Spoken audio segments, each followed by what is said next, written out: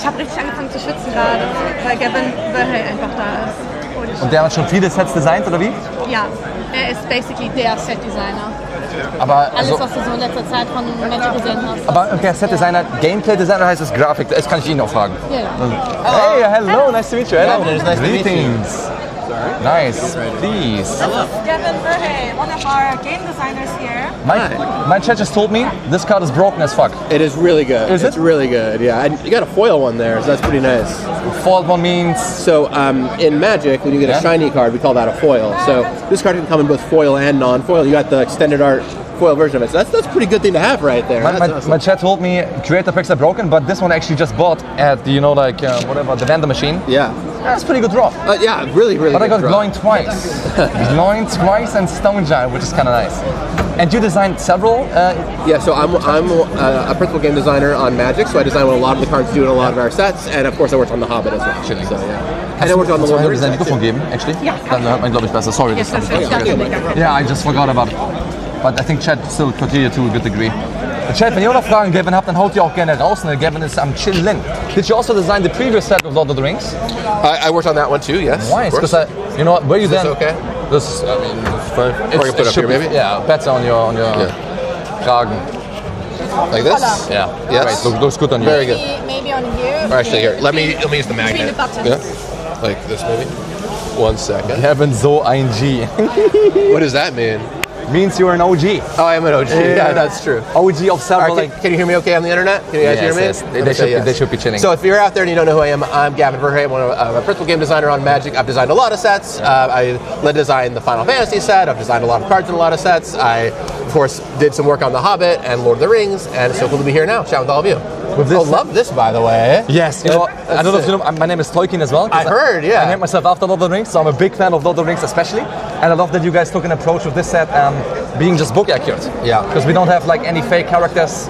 We have lots of like inspired art design by the books, of course. And did you especially focus on gameplay design or more like graphic design? Yeah, so I do the card design, so the abilities, things like that. But of course, we work with the artists and talk to our art team as well. So one of the things for us when working on The Hobbit is, have you seen the Lord of the Rings set? Have you played with that one at all? I did, yeah. Okay, so with the Lord of the Rings, we had to take 3 books and turn it into 1 set. There's a lot of material to bring down there, right?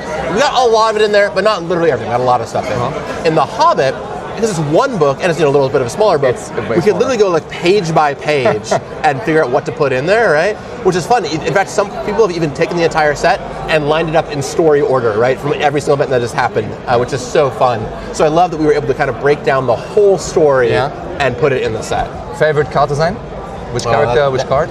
That's tough. I really like the mythic rare Gandalf. It's him at his fieriest a little bit, right? He's a red Gandalf, which means he's like a little more sparky than normal. Check. But that card is really delightful. And it deals damage to your opponents when you cast non-creature spells. It's a very cool card. Honestly, though, this is one of my favorite cards in the whole set. You open it right here. I love that card. I love the equip wizard ability because it says play this with wizards and doubles all their abilities, which is really fun. The one I wanted to draw most is Bilbo's mother. I just thought it was funny you guys put the card in there. Right, we got all the deep cuts, right? We got the deep cuts for you, right? Literally, that could page by page, looking at what we could have, right? It's a way smaller book and way more, like, I don't know, like more fairy tale, not as much of an epic epos, right? So, well, I don't know what you have right here, but one of the things we did, I'll see if there's any in here that I could point to. Well, here's a great example. We got in a lot of the random creatures around that you see. So there's all these bears, long-bodied gray dog is a card that shows up here. So there's a lot of just your like run-of-the-mill creatures hanging out, like the great fierce bee, you know, like these are things. Love that card. Beos. Beos? No, the great fierce bee. Das heißt auf Deutsch große grimmige Biene, and it's literally in a Beos bee. Garden. No, it's a bee. It's a. Yeah, but it has to be in Beos Garden, no? Yeah, it's in Beos Garden. Yeah, absolutely. So there's just all the creatures that are around the world are all in the set too, which really brings it to life, right? You see not only the epic storytelling in Smaug and Bilbo and Gandalf, but also there's a card called Ordinary Bear, which is just an ordinary bear, and Great Bear, and so on and so forth. So which is really how you get like the nerds, right, of Lord of the Rings, which is me, like, you know, you're addressing me, which I love. And the flavor text, of course, too, on the card speaks to the world in a really fun way. So this is one of my favorite cards in the set too. Radagast, you got a great pack here. I did. Radagast, a very fun character to get to show off here, and a really cool card we made for the Commander format, where you get to play your spells for a little cheaper on everyone's turns. Cool. Chat wants me to ask you of side sets, how are they received? People love, my chat likes to play them, but I don't know how they receive the side. I didn't even know they were like main story. Is there like main story set in Magic or like sides? What does it mean? Okay, main and sorry, can you repeat that one more time? They asked me what you know, like the side sets. Side sets? Yeah, I don't know what side sets are. Frag ihn, wer es findet, dass die meisten Side sets. Ja, ich habe das so formuliert. So formuliert. Yeah, I'll take a guess. Yeah. I'll take a guess at the question. So there's all kinds of sets in Magic, right? We have our main sets. Yeah. We have Universes Beyond, which are worlds like the Hobbit that we've gone to, and then our own stories that we tell. So we're about to come out with a set called Universe Beyond sets. If Universe that makes Beyond. sense. There we go. Okay. You got check, it. Check. So, good news is that's what I thought you were saying. So I was already going on this Nice. path. So we have about half our sets as Universes Beyond, so going into these worlds like the Hobbit and the Lord of the Rings. We have the other half as our own bespoke worlds, which is high fantasy, of course. Yeah. And what I love, such a cool connection, the Hobbit and the Lord of the Rings are like the grandfathers of high fantasy, right? Yeah. So Of course, like yeah. Magic, of course, and Dungeons and Dragons has its roots in the Hobbit and Lord of the Rings.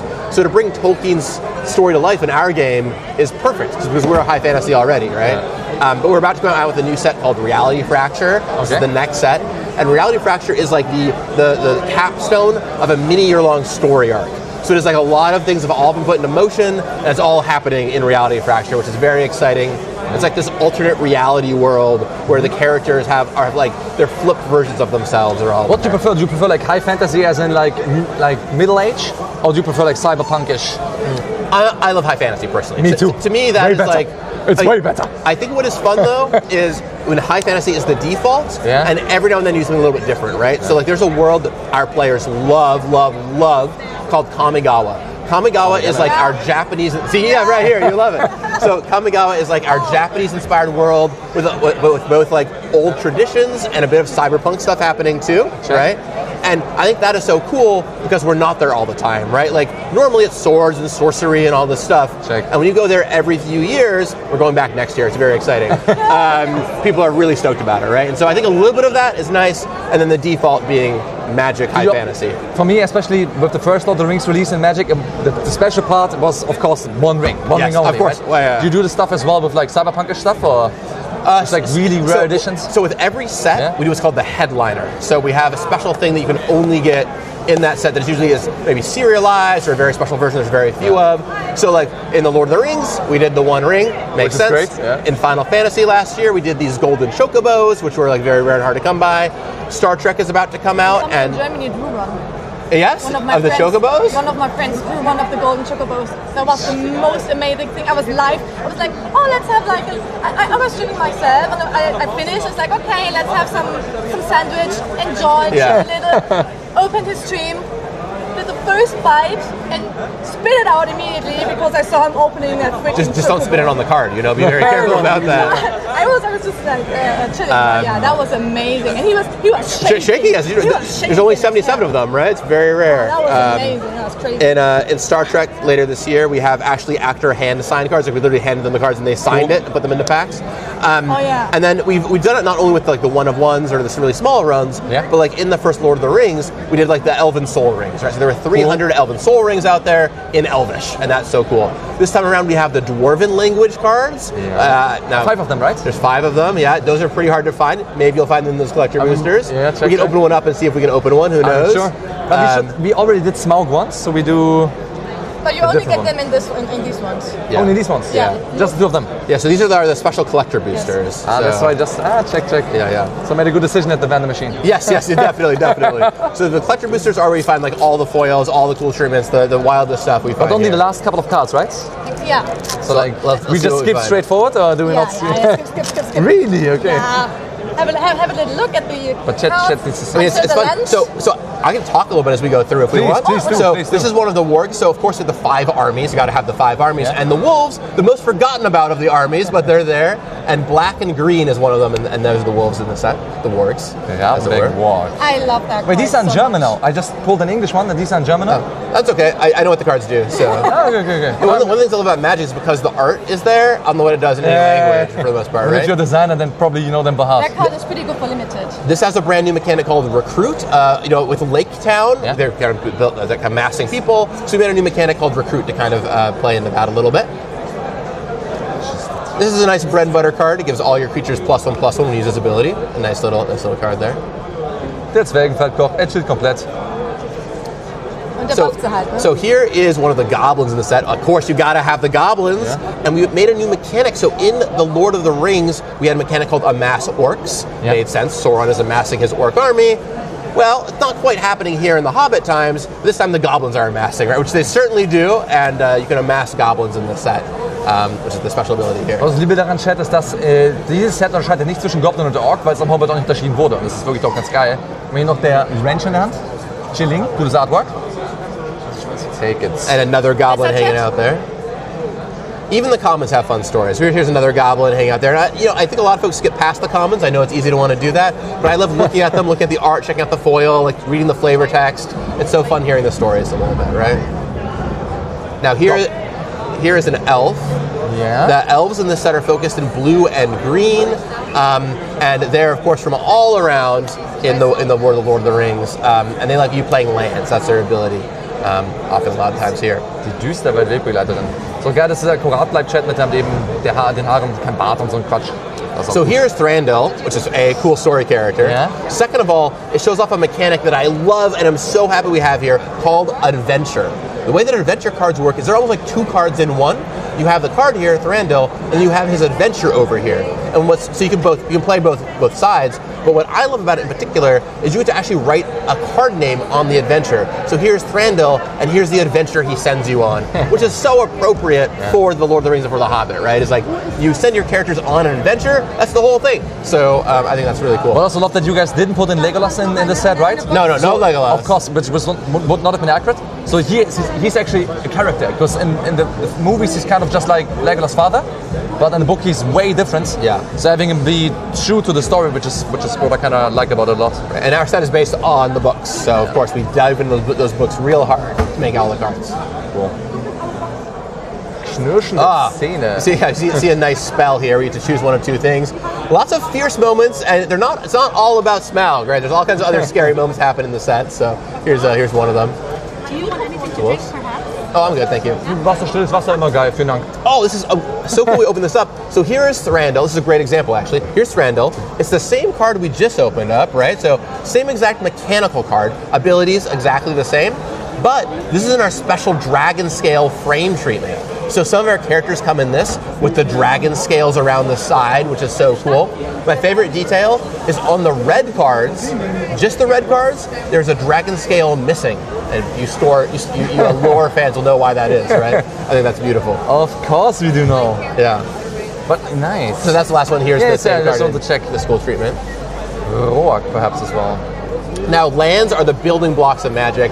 Every deck plays a lot of lands, and we made these really cool full art lands for the Hobbit to show off the party traveling around. And I love to see the party here in the foreground, and then even some Hobbit holes in the background. Really nice plans.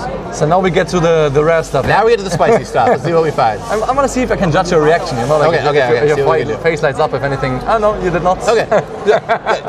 This is our first card. This is one of the dwarves, of course. Yeah. It's got first strike and uses a new ability called hone counters. Yeah. Something brand new for the Hobbit, never seen before. The dwarves love equipment. They love having their axes and so on rolling around. And hone counters improve all your equipment. And this card constantly improves your equipment turn over turn. So he's down there just hammering away, putting hone counters. Which also feeds into the storage mechanic, right? Where they build up over time? The dwarves often do. Yeah, the dwarves often have the storage mechanic as well. Yeah. Giovanni, der Waffenmeister. Ist auch einer der most trusted. Okay. Now, okay, good. Here's one of my favorite things. So these are the Sagas. So Sagas are my favorite card types in all of Magic. Have you seen one of these before? Have you seen a Saga before?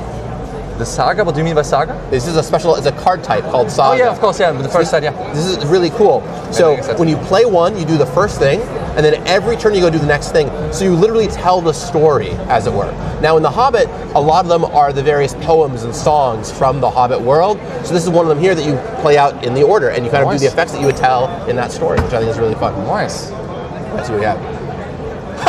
Well, I hope you like Thranduil, because we have 3 of them now. Well, it's not Thranduil, but it's his following. Following. I'm not sure what the word is here, but this is a really strong card. lets you play an additional land every turn if you have an elf, and if you play your land, you put 2+1/+1 counters on one of your creatures, and it gains vigilance, so lets your elves hit really hard. Like I said, blue and green are the elf focus here. I think our pack is telling us something between this and the two randoms. It's like, it's elf time, you know, it's elf time. I love elves, so it works for me. All right, big one, here we go. Oh, look at this. Now the Great Worm right here, this is the Great Wereworm, right? Yeah. This card is huge. We spent so much time trying to get this one right. It gets +2/+0 for every mountain you control. So if you play this on turn 6 and you have 6 mountains, it's a 12 power creature, and it lets you take an extra combat. I'm excited about this because this is a card we talked about a lot. Because this is a good example of a card that's only really mentioned in The Hobbit. It's in like one line. I think one character mentions it as an aside. Yeah. We have to bring the whole thing to life here on the card. We really dug deep for our references, and I think that's a really cool moment here. Dude, do you know this? Gameplay-wise, it's broken. It's really strong. Really strong. Wait, so I'm curious. This is a deep cut from The Hobbit. Did you know about this character? I did about like wereworms, of course. I mean, I think people know about them, especially because they were in the movies with like feeding the tunnels and shit. Yeah. Which is why people probably know about them. But you're exactly right. There's like not a lot of mention in the books. They're in one line. They're a throwaway piece of dialogue. You know better than me. So, I read the books like 2 years ago again, or like the first book. And I mean, it's great to have them in there. And then, yes, of course, we get this wolf at the end right here, which is cool. But these are the things that like stoke me the most from this pack. I love this. And at the back, you get these art cards, which of course show off the art from the set. But this is really cool. Like I said, I love this card. It's a really cool open right here. This is a lot of fun to get to work on. But nice collector booster, I gotta say. Good open. Nice. We pulled some strong stuff already. Chilling. What's chat saying? Any questions out there from chat? Happy to answer any questions. Bitte haut Chat rein. Bitte, wenn ihr wollt. My chat is usually, you know, we mainly play League of Legends, but there's a huge, like, I don't know how to, like in English, like people who play League, but also go into higher, deeper fantasy stuff. And there was like a big League streamer, Noel for yourself, perhaps, you know, and he's playing in Bavaria some big Magic tournaments. Ah, yeah. That's why we have lots of League people being interested in them. Well, do you know Skara? There's one guy, he's named Smaug, and he wants to ask you if it makes sense if he wants to start with Magic, if he should buy Hobbit or something else. Yes, the Hobbit is the perfect time to get in, and I'm not just saying that. One of the reasons why is when we built out the Hobbit, we knew two things. There was one, Universes Beyond, so a lot of people were going to come in and try out Magic for the first time, and two, the Hobbit is a very approachable story, right? Like it's literally based on a children's book, right? And so we made the set very approachable and understandable. Not saying there aren't cool cards and wild rares in there, we saw some right here just now, but it's very approachable and understandable. So we have these things called the Welcome decks, you can get them and play them right here actually. At Gamescom. Cool. They're all around and they teach you how to play Magic in a really satisfying way, and they're free. You can go to your local game store and just ask for them and they'll hand them to you. So you go to your local game store and ask for them. It's a great way to start playing Magic. Das ist ein Starter-Set. Exactly. Das ist geil. Also nochmal zu kurz Chat in langsamer. Es gibt so Starter-Set, die man for free kriegen kann, wo ihr gar nicht zahlen müsst, einfach zum Anfang, auch ganz geil. They're asking as well if you yourself play Magic aside from work. How often do you play? A lot. I have many days where I go work all day and then come home and play Magic all day. I love this game. I've been playing Magic, this is crazy to say, I'm playing Magic for 25 years this year. I started playing 25 years ago. Wow. So I've been doing this a long time. Wow. I've been working on making Magic for the last 15 years. So I love this game and I would play it all day and all night and never stop. This is my sixth convention in 7 weeks. So I'm all talking about it. Where have you been already? I was in Amsterdam for MagicCon Amsterdam, which was amazing. I was in London and Italy for various Magic events. I went to San Diego Comic-Con. I went to Gen Con in Indianapolis. Mr. International? I've been all around, all around. You mentioned League as well. A lot of League people love Magic. Yes. At MagicCon Vegas earlier this year, I hung out with Skara, who was there playing Magic. An OG of League, yeah? Yeah, Skara was awesome. We played one of my crazy events. Peter Park, some of those guys. So I had a lot of fun, and there's a large gaming overlap. What's your favorite commander? Well, I play a lot of Commander, and the decks I actually brought with me for this weekend are this weird duo that I designed named Zendersplit and Oquan. It's a coin flip Commander deck. So you're flipping coins all the time, and what I love is you never know what's going to happen, not even me, because it depends on the flip of the coins. So it's a very, very fun deck to play. So it's very random then, yeah?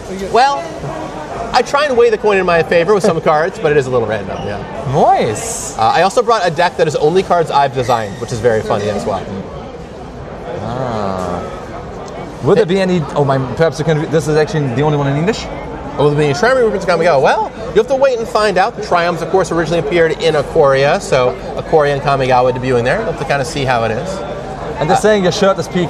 Oh, my shirt! Thank you. I got this at MagicCon. So we got 4 MagicCons next year. There's always cool merch. So coming out to one of them, MagicCon Amsterdam, back in Europe again next year. Nice, chilling. Ja. Chef, wenn ihr was habt, ballert gerne raus, sonst kommen wir, glaube ich, noch ein paar andere Packs noch an, dann Ballert rein. It's so funny to talk with all of you. Is there any base card which is, you know, like in League, there's lots of balancing discussions. Yes. And we have like some champions which they're not allowed to be touched because they're made for balancing purposes. Yeah. So it's like a base card which other cards are balanced around. It's such an interesting question. Yeah. So one of the unique things about Magic is in a online game, League, you'll go and they patch stuff all the time, right? Characters are always changing. We nerfed this, made this better, we evolved the metagame. I can't do that. Yeah, I can't call everyone in the world and tell them to put an extra mana on here, right? That doesn't work. Yeah. So our only tool, and we try and use it as rarely as possible, is banning cards. We really don't like doing that. So we really try and get it right the first time. And to me, it's impossible with so many sets that it's not possible. And to me, you're totally right. Yeah. And to me, part of the beauty is the imperfection a little bit, right? Of like, some things end up a little strong or a little weak because we're humans making it and we can't go in and change it. And I think our players like understand that, which is great. But it's also, But to your question about base cards, because I think it is an interesting one, there are some mana costs to effects that are like the gold standard, the base, I would say. And we kind of compare everything to those. For example, drawing 2 cards normally costs 3 mana. So once you know that drawing 2 cards costs 3 mana, you can kind of make cards based around that. And if it draws 2 cards for 2 mana, for example, it's going to be really, really, really strong. So we can look at that as like a judgment point, I guess I would say. Check. Yeah. Favorite set? Good question, Chad. Yeah, I mean, Chad is, there's lots of people who play this in League. Of course. In League community. Favorite set, they want to know your favorite card of all time, favorite set of all time, of course, personal opinions. My favorite set is called the Future Sight. It's a weird set from, about 17 or so years ago now that was about the alternate histories and futures of Magic, and I really love it. My favorite card that I've ever made is a card called Teferi's Protection. It's a very popular card that basically makes you disappear from the game for a turn. It says you can't touch me for a whole turn, you can't damage me, you can't destroy my stuff, I'm gone for a turn. Invincible, kind of. And yeah, it's a very popular card. I love that card. I made it in 5 minutes, but I was late for a meeting and everyone loved it, so I kept it around, which is very funny. Yeah. They also want to know availability. Is another one in English? Yes. We're trying to get as much of it out there as possible. Ultimately, we're printing it and sending it out, and the fact that it's so popular, people are buying it is, it's a good thing, no? It's a good thing. It is a good problem to have, but it is still a problem. So we're trying to get as much out there as we can. Das ist das für dich, Broadcaster. Also versucht so wieder rauszuballern, wie kann, aber es ist halt, wenn Leute es kaufen, kaufen es. Your journey, anyway, you got to your job of designing cards and being, the Magic guy. You said 25 years ago you were probably a bit younger. Yeah, right? So you started young. Oh, I can tell the story if you want. It's a kind of fun story. So I started playing Magic when I was only 10 years old. And when I was 11 years old, I decided I'm going to go make Magic cards. That's my dream. I'm going to do it. And so I grew up actually kind of close to where Wizards headquarters is. And I went to a local tournament. Which is where? In Seattle, Washington. So out in Washington State in the U.S. Yeah. And I went to a local tournament, and the vice president of game design was there, randomly, right? And I went up to him and I was like, all right, I want to make Magic cards, hire me. And of course, I'm 11 years old, right? And he's like, okay, kid, you're going to need 2 things. The first thing you'll need is a university degree. And my heart sinks, because I'm 11 years old, it's going to take forever, That sucks, yeah. Okay. But the second thing he says is that I should be really good at Magic, because we like hiring people that know Magic really well. And I'm like, well, I don't know about the whole college degree part, but professional Magic, I could do that right now. So I dedicate myself to those 2 things, and I go pro at 15, or I'm flying around the world playing in tournaments, and I start university at 16, and I actually use my... At 16? Which is very rare for the States. It's 2 years early. Yeah. And also in the U.S., university is very expensive, and so I use my pro Magic playing to pay for college. But you did like a scholarship by playing Magic? Well, scholarship money, yes, and also just my winnings from the tournaments. Wow, okay, wow. And then I graduate when I'm 20, and then I get hired by Wizards within a year. So that's my story. It's what I've always wanted to do, and I really have done exactly that. And then you were well connected since you were 11 years old? Yes, I started playing when I was 11. Successful as a pro player, basically. Which I can relate to in League terms, but not in Magic terms, which is nice. And then when I was 21, I got hired to design the cards. I've been there ever since. I started as an intern. Perfect. And now I'm product designer. It's like a Cinderella-style story, right? And I'm sure a lot of people have a story that's not in that way, but for me, it does, and I'm very honored to be here. But you don't. It doesn't have to end there, no? You can just continue. Yeah, but continuing, Yeah, of course. And hopefully continuing to grow too. Nice. Right? Very proud of the work I've done on Magic. Many questions. I don't know. They are talking about spoiler season for Star Trek or Reality Fracture, and perhaps I don't even know what spoiler season is. Perhaps you can talk about spoilers. Yeah. So leading up to a set, we always start talking about the new cards from the set and slowly revealing them. Yeah. And we're about to enter Reality Fracture previews, which is so exciting, where every day new cards will be showing up. And this set is, people are so excited about it because, like I said, it is the end of a multi-story story arc that has these alternate universe versions of characters. I made the commander deck for it, so I cannot wait for people to see it, but it is a very cool set. And then I also led design to Star Trek, which comes out later this year as well. So, was it hard for you to give up pro play for game design? Or do you still play pro play? I love my job so much. The hardest part of having my job is I can't play professional Magic anymore. It would be hilarious if you could. It won't be such, you know... It's not fair, right? I'm not allowed to because I know all the information. It would be hilarious, though. Or imagine like me, like buffing the cards would be better for me. I can't do that. I miss it. I love it. But the good news is I still go to a lot of our competitive events and I watch it happen, and I still know a lot of those people. They're my friends, right? So you can still play them in a friendly, I guess. Exactly. And I love just like playing a draft with them. It would be hilarious, if you just buff something so you can win yourself. Would be. I mean, I would love this. I mean, I would do this if I was you, but yeah. That's why I have to be fair about all this. So yeah. Alrighty, I think we do like a couple more questions if you find I want to take too much. No, as much as you would like, my friend. And I still want to, open. I just want to say really fast, really for questions. It's so cool being here. Yeah. Magic is huge in Germany. Like Magic is gigantic in Germany. So you're going to talk to a German audience about this. I'm so glad I get to talk with all of you, and thanks for all you do to grow Magic. I mean, as well know, board games in Germany are huge, right? And Magic is an extension of that. So, of course, especially since it's rooted in such deep fantasy. You have really good target group here, I think. Exactly. Some, asking about the frequency of releases. Yes. Too many releases? Too few? We for a long time we came out with only 4 sets a year, and the appetite was larger, and it's clear that 4 was too many.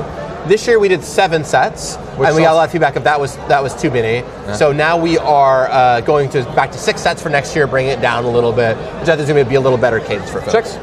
And if you open one spec, and then I don't want to take up too much more time. Oh yeah, no problem whatsoever. That's nice. Let's do it. Let's see what we get. Get something really good. I want, as I said, Bilbo's mother, and I want kind of like Glamdring if you actually have. Oh, Glamdring would be cool. Yeah, that's in the set. Because I have Glamdring at home. Like I have several Lord of the Rings swords on my walls and stuff. I'm a collector of these things, and if I could add cards, it would be nice. All right, here we go. All right, let's just go through this really fast. We got a dwarf, of course. Got a giant boulder. Yes, of course. Here's one of the birds, a thrush that you just have lying around here in this world. That's cool. Oh, this is really cool, but this is im Chat, das ist auch nur im Buch so, dass eben eine Drosse quasi den Drachen zu Fall bringt, weil die quasi mitteilt, wo Smaug verwundbar ist. Sehr süß. This is a mass system goblins. This is cool, by the way. This is a really neat thing. This is in a special frame treatment. And the deal with these cards, these are called scenes. And if you get all the cards and line them up, they make one complete picture, which is so cool. So it's a very, very fun kind of thing to open up. Oh, we got some trolls, of course, on this spell right here. The trolls turn into stone. Of course. Here's our Gandalf that deals 3 damage. Bang, bang, bang. Machine gun? Yeah. That's kind of cute. One of our elves, of course. I love the art on this elf. It's so regal. It really, I think, hints at, gets the vibe of the elves across really nicely. Even a ferryman is a very cool version. Which is very accurate to the book as well, because the first book was essentially a fairy tale. Yes, exactly. Yeah. A map, yes, of course. Thorin's map right here. There's a gorgeous full art forest the party depicted. I love these lands. They're so cool. All right, now we're getting the side space. Oh, this is funny.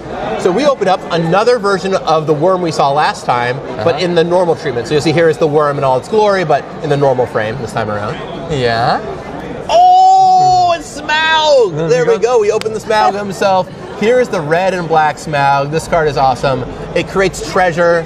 Deal some damage. You gotta love it. That is so cool. We got the Smaug here. In which way it's different to this one? Yeah, so one of the things we want to do is the main story characters like Bilbo, Gandalf.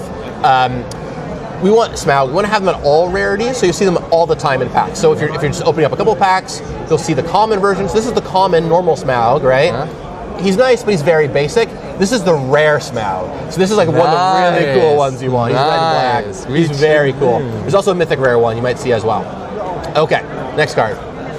Okay, this is a very powerful warg right here. It's a 3/2 for 2 mana. You talked about base rates earlier. Normally for 2 mana you get a 2/2, so he's already bigger than normal, and he makes himself bigger when he attacks, so that's really nice.